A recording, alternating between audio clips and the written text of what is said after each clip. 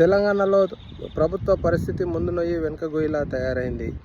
చాలా రోజుల నుండి ప్రభుత్వ క్యాబినెట్ విస్తరణ పెండింగ్లో పెడుతూ ఎట్టకేలకు ముగ్గురికి అవకాశం కల్పించడం వల్ల అది ఇటీవల ఈ రిజర్వేషన్ల అనుకూలంగా ఆ క్యాండిడేట్లను ఎంపిక చేయడం జరిగిందని ప్రభుత్వ అధికారులు ప్రకటించడం జరిగింది.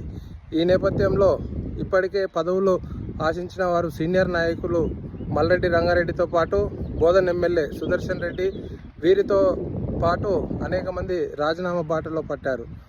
ఇప్పటికే ఉమ్మడి ఆదిలాబాద్ జిల్లా ప్రేమ్సాగర్ రావు, అదేవిధంగా నల్గొండకు సంబంధించిన కోమటిరెడ్డి రాజగోపాల్ రెడ్డి వీళ్ళు కూడా రాజీనామా చేసే అవకాశాలు కనబడతా ఉన్నాయి. ఏది ఏమైనప్పటికీ కూడా గత చరిత్రలు చూసినట్లయితే ఆగస్టు, సెప్టెంబర్ ఈ 2 మాసాలు పలు రాజకీయ పార్టీలకు అచ్చరాని అంశాలని చెప్పుకోవచ్చు. భవిష్యత్తులో ఏం జరుగుతుందో అని రాజకీయంగా చర్చ తీవ్రమైంది. అమెరికా నుండి శ్రీనివాస్.